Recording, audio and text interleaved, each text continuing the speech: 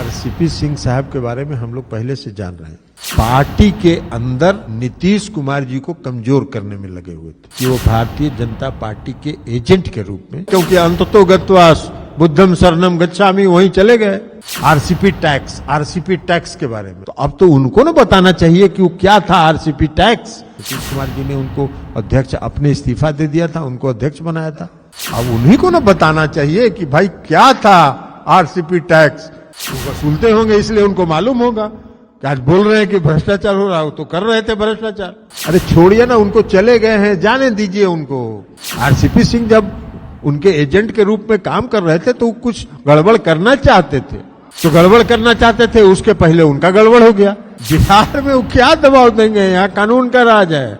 RCP Singh साहब के बारे में हम लोग पहले से जान रहे हैं और हम कई बार कह चुके हैं कि वो भारतीय जनता पार्टी के एजेंट के रूप में पार्टी के अंदर नीतीश कुमार जी को कमजोर करने में लगे हुए थे। और अब उसका पुष्टि हो गया, क्योंकि अंततो गत्वा बुद्धम शरणम गच्छामि वहीं चले गए जहां जाना था उनको। इस बिहार में तो बहुत चर्चा होती थी, हम लोग तो उस समय वही पार्टी के अध्यक्ष थे। नीतीश कुमार जी ने उनको अध्यक्ष अपने इस्तीफा दे दिया था, उनको अध्यक्ष बनाया था, तो बहुत चर्चा होती थी बिहार में आरसीपी टैक्स के बारे में।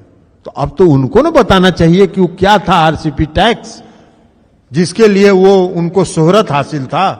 तो अब वो बतावे, उनको कहेगा शोहरत मिला हुआ था, उसी का ना शोहरत मिला हुआ था। अब उन्हीं को ना बताना चाहिए कि भाई क्या था आरसीपी टैक्स। तो वसूलते होंगे इसलिए उनको मालूम होगा कि आज बोल रहे हैं कि भ्रष्टाचार हो रहा हो, तो कर रहे थे भ्रष्टाचार। वही नीतीश जी तो आंख मूंद के विश्वास करते हैं किसी पर, उन पर भी आंख मूंद के विश्वास किए हुए थे। अब उस विश्वास के आड़ में आप अगर भ्रष्टाचार कर रहे थे तो देश की और राज्य की जनता जो आरसीपी टैक्स कह रही थी, वो तो सही साबित आप अपने मुंह से कर रहे हैं, खुद ही कर रहे हैं।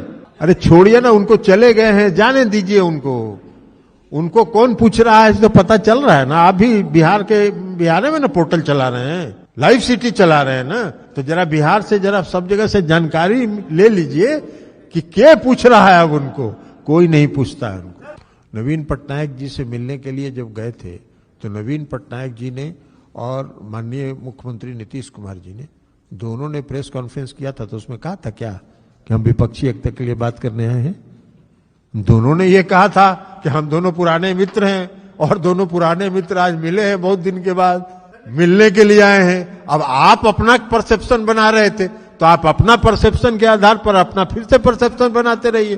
किसी ने नहीं, विपक्षी एकता के बारे में और जहां जहां नीतीश कुमार जी गए हैं, सभी दलों ने, सभी नेताओं ने पूरे विपक्ष की एकता का समर्थन किया है और विपक्षी एकता होकर रहेगा। तो आप फिर वही बात, आप अपना बतवा काहे मेरे मुंह में डालना चाह रहे हैं? नहीं तो आपको तो आप प्रेस कॉन्फ्रेंस उनका नहीं देखे हैं क्या है बोला उन्होंने कहा कि कोई राजनीतिक बात नहीं हुई। कहे दोस्ती निभाने नहीं जाएंगे, आपके यहां भी बुलाइएगा तो चले जाएंगे। बिहार में क्या दबाव देंगे, बिहार में वो क्या दबाव देंगे, यहाँ कानून का राज है। यहां तो कोशिश कर रहे थे वो आरसीपी सिंह जब उनके एजेंट के रूप में काम कर रहे थे तो कुछ गड़बड़ करना चाहते थे, तो गड़बड़ करना चाहते थे, उसके पहले उनका गड़बड़ हो गया। महागठबंधन फिर से बन गया, 7 पार्टियों का गठबंधन बन गया, तो वहां फेल कर गए। महाराष्ट्र में सक्सीड कर गए, महाराष्ट्र में उनको सफलता मिल गई, और उसी को सुप्रीम कोर्ट ने आज फर्म किया है कि जो महाराष्ट्र में हुआ था वो गड़बड़ हुआ था।